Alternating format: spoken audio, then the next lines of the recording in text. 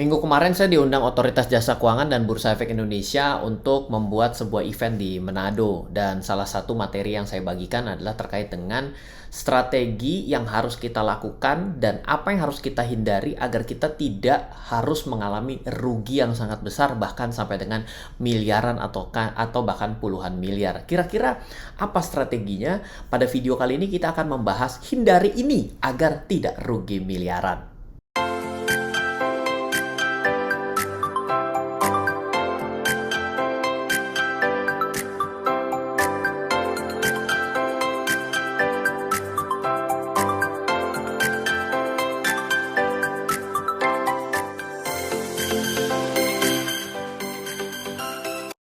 Welcome back di RF Channel on YouTube, back with Ryan Filbert. Pada hari ini kita akan berbicara mengenai hal yang penting.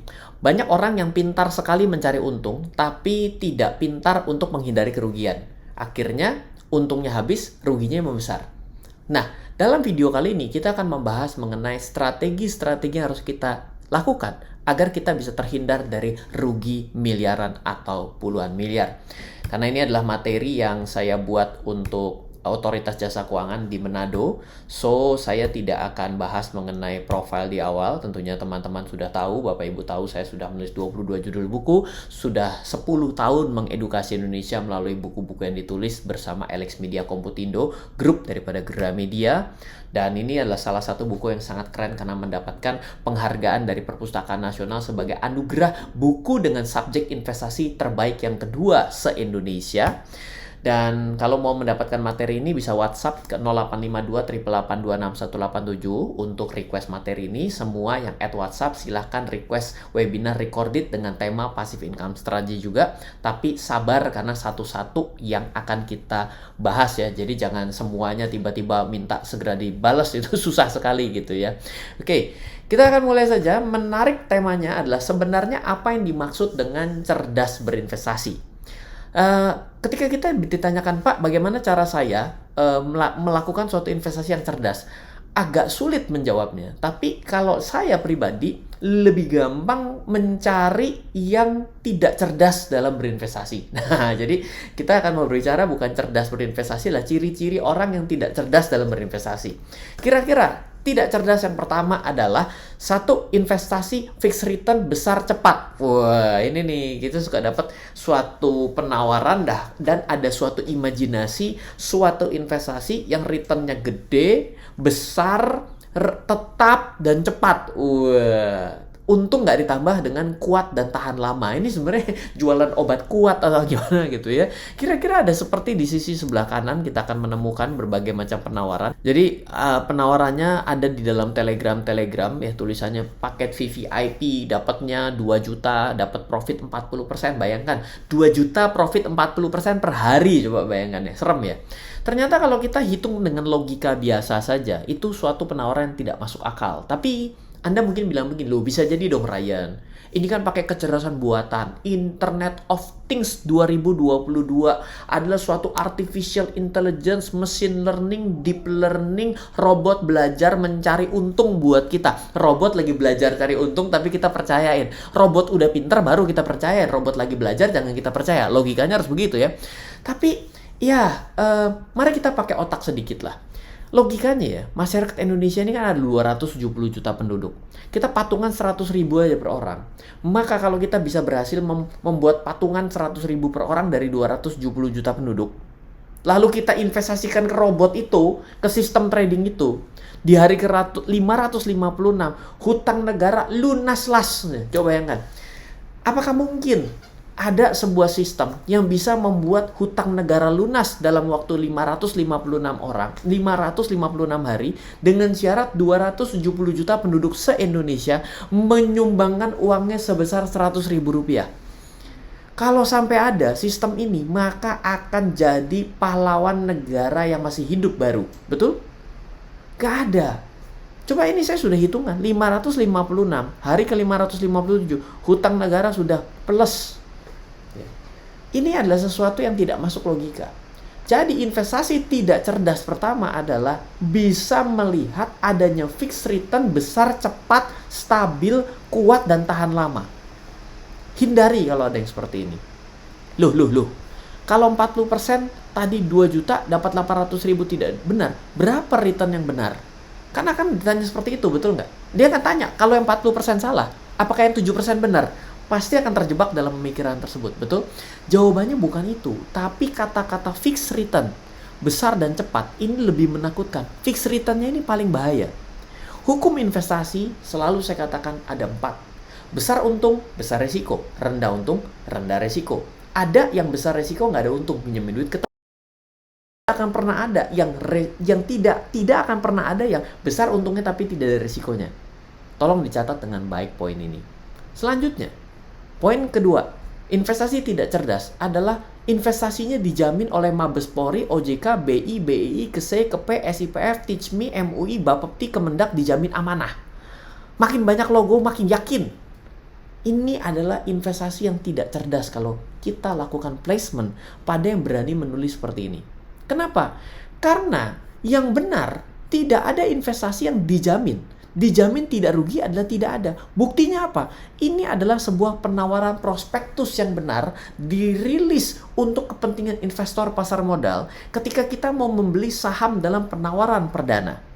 Dan ternyata tertulis di sini adalah OJK tidak memberikan pernyataan menyetujui atau tidak menyetujui efek. Ini bukan OJK dan seluruh konco-konconya. Nggak begitu cara tulisannya. Di sini dengan state yang jelas adalah OJK di sini. Tidak seperti ini. Ada mulai dari Mabes Polri, OJK, BI, BEI, KSE, KP, SIPF, Teachme, MUI, Bapepti, Kemendak dijamin amanah. Semuanya menjembreng logo di sini sampai Tuturi Handayani sekalian gitu ya. Tidak. Di sini adalah investasi pada saham yang ditaruh memiliki resiko yang tinggi. Sebuah penawaran investasi yang benar kasih tahu bahwa ini ada resiko seperti apa. Bahkan di luar negeri, sebuah kontrak derivatif CFD tertulis lebih kejam lagi. 78% yang melakukan transaksi pada CFD adalah rugi. Kamu kalau mau melakukan transaksi di sini siap rugi ya. Serem banget. Ini seperti iklan rokok. Merokok dapat menyebabkan impotensi, gangguan kehamilan, dan janin. Ini adalah suatu cara yang benar. Jadi kalau kita mendapatkan penawaran investasi yang terbalik dengan jaminan yang berentet panjangnya, ini adalah ciri-ciri yang sudah tidak benar. Loh, Ryan, bukannya ada lembaga penjamin simpanan? Tuh, ada dijamin. Benar, tapi jangan lupa, itu tabungan, bukan investasi seperti saham. Karena tabungan dijamin oleh negara, itu pun sampai dengan 2 miliar. Itu pun dengan syarat dan ketentuan yang berlaku. Cari tahu pada video yang lain ya, biar lebih jelas. Beda instrumen juga beda pengawas. Tidak ada yang namanya mulai dari Tutwuri Handayani, Mabes Polri, SIPF, KSE, MUI, semua jembreng jadi satu menjamin suatu transaksi. Kenapa? Karena beda instrumen, beda pengawas. Contohnya, OJK mengawasi saham. Reksadana diawasi OJK. Tapi apakah Forex diawasi OJK? Salah alamat, diawasi Bapepti. Bapepti apakah mengawasi saham? Tidak, mengawasi kripto. Uang elektronik diawasi oleh siapa? Kementerian Koperasi? Tidak, tapi Bank Indonesia. Kalau koperasi, siapa yang mengawasi?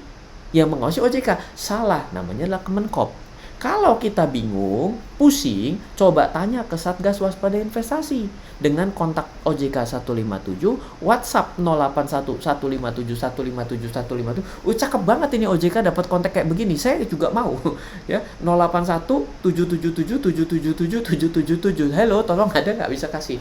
Berani bayar nggak Ryan gitu ya? Atau email, tanya ke sana. Jadi tidak ada multi gelar bisa mengawasi dan menjamin sebuah transaksi. Hati-hati.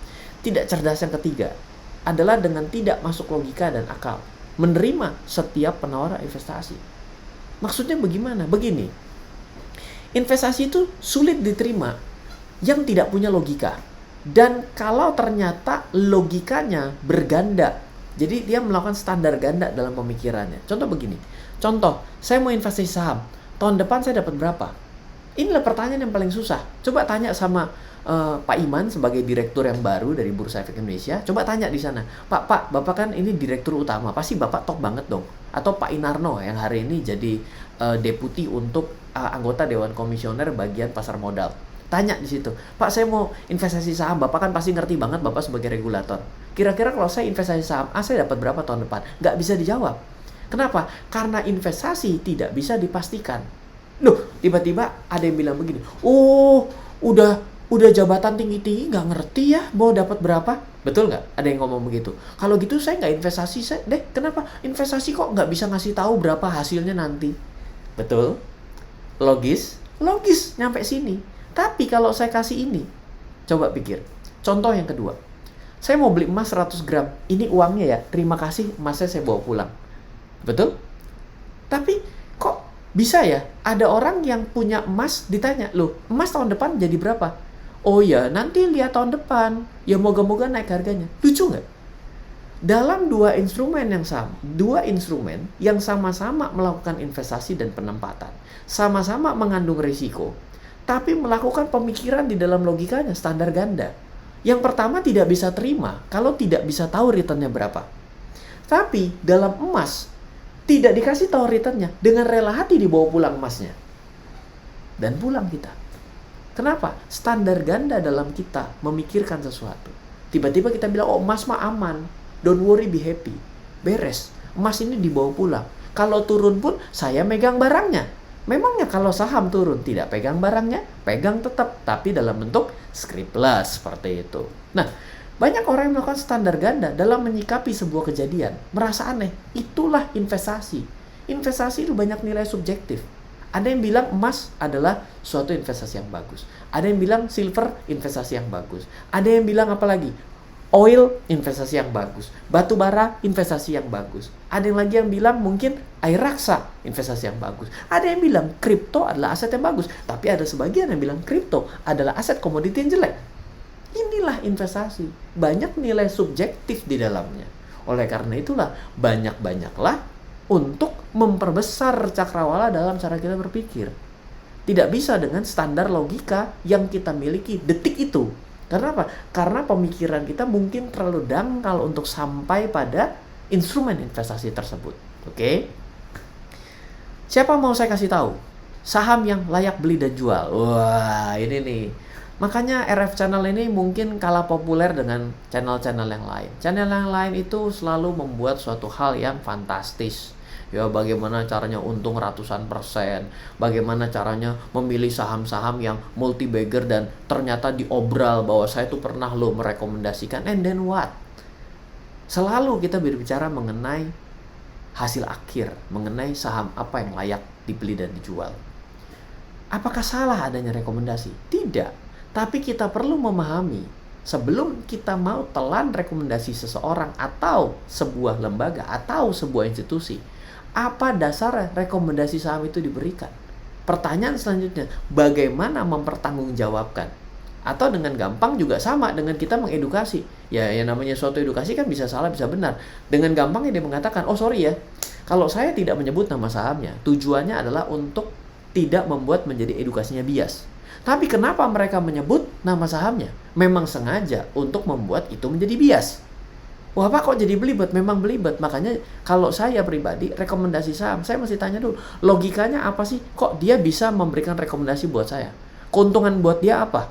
Oh enggak, saya ini maha baik saja. Oh, hati-hatilah, hati-hati dengan kata-kata itu. Ya. Kenapa? Karena dalam hidup no freelance, baik di depan dan di belakang kita selalu bayar. Biasanya bayar di depan lebih murah daripada bayar di belakang. Pernah tahu cerita? Ada kebun binatang membuka untuk orang masuk secara gratis.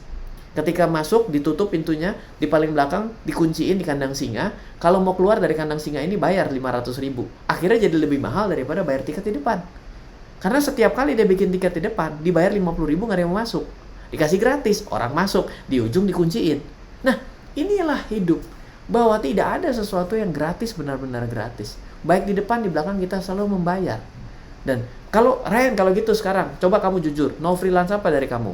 Ketika kamu membagikan yang ada di RF Channel. 1, branding buat Ryan. Yang kedua, kadung hutang dengan Bapak Presiden. Sudah dikasih plakat penghargaan sebagai tokoh inspiratif pasar modal, dianugerahkan 13 Januari 2017, dan diberikan pesan langsung, teruslah mengedukasi Indonesia karena edukasi di Indonesia sangat dibutuhkan. Oh, berarti saya janji, baik Pak, saya laksanakan. Yang ketiga, saya bisa memperkenalkan buku-buku saya. Yang keempat, saya bisa memperkenalkan kelas-kelas yang dimiliki oleh tim saya. Yang kelima adalah suatu hal yang menyenangkan buat saya. No freelance, bagaimanapun juga, tetap saja Anda membayar toh, pakai kuota, emang saya bayarin kuota Anda. Yes, kira-kira sesederhana itu cara kita berpikir. Selama yang memberikan rekomendasi dan seolah-olah gratis buat Anda bisa secara terus terang menyatakan apa yang mereka charge, itulah transparan. Industri keuangan perlu transparansi. Selanjutnya, kalau Anda berbicara ingin menjadi orang yang ahli dalam pasar modal, investasi saham, berapa lama menjadi dokter spesialis? Berapa lama menjadi pengacara handal? Berapa lama menjadi penerbang handal? Berapa lama menjadi trader handal? Berapa lama menjadi investor handal? Jam terbang tidak akan bisa berbohong. Jadi kita tidak bisa menjadi expert dalam menjadi trading saham, trading kripto, trading forex, atau investor apapun dalam hidup kita kalau kita tidak pernah memulai di hari pertama. Selalu ada hari pertama. Entah di usia berapapun kita memulai, maka itu adalah hari pertama. Jadi keep learning, ya, dan jangan pernah takut salah. Kenapa? Yang bagus adalah belajar dari kesalahan orang lain. Jadikanlah pelajaran hidup buat diri kita dan lakukanlah. Jangan pernah mengulang kesalahan orang lain. Buat apa? Karena bodoh aja udah tahu salah diulang. Tapi lucu, di dunia ini, di dalam instrumen investasi, orang suka mengulang kesalahan orang lain. Jangan beli saham gorengan, nggak apa-apalah sedikit. Ketagihan, bablas. Investasi yang nggak jelas, mulai dari sedikit-sedikit. Dibayar, masukin lebih gede. Lupa bahwa ini adalah coba-coba dan udah dibilangin bahwa ini masalah. At the end of the day, kita harus menjadi orang yang disiplin. Semoga bermanfaat untuk sharing kali ini, bagikan kepada banyak orang. Karena apa? Karena sesuatu yang menyakitkan kadang orang tidak mau lihat, tapi ketika sudah terjadi hal yang menyakitkan, orang baru belajar. Jangan pernah mau selalu belajar dari pengalaman diri sendiri, tapi belajarlah dari pengalaman orang lain. Semoga bermanfaat. Dari saya Ryan Filbert, salam investasi untuk Indonesia. Halo, terima kasih sudah menyaksikan video di RF Channel on YouTube. RF Channel adalah channel edukasi untuk kita secara bersama-sama belajar dan mendapatkan aktualisasi mengenai investasi, keuangan, dan bisnis bersama saya, Ryan Filbert, dan tim. Add nomor WhatsApp saya di 0895 07 08 0789 0895 07 08 0789. Download aplikasi MyRF di Android atau iOS untuk mendapatkan artikel dan tema-tema khusus mengenai edukasi investasi, keuangan, dan bisnis pada aplikasi MyRF sekarang juga. Setiap bulan, saya bersama dengan tim memiliki kelas, mulai dari belajar trading dengan analisa teknikal, yang strateginya bisa Anda terapkan pada seluruh market, mulai dari saham, forex, hingga cryptocurrency, atau kelas investasi saham bernama Fundamental Camp.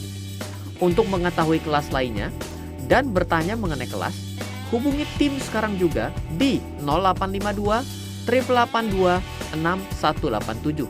Sekali lagi, 0852 882 6187. Semoga terus bermanfaat. Dari saya Ryan Filbert, salam investasi untuk Indonesia.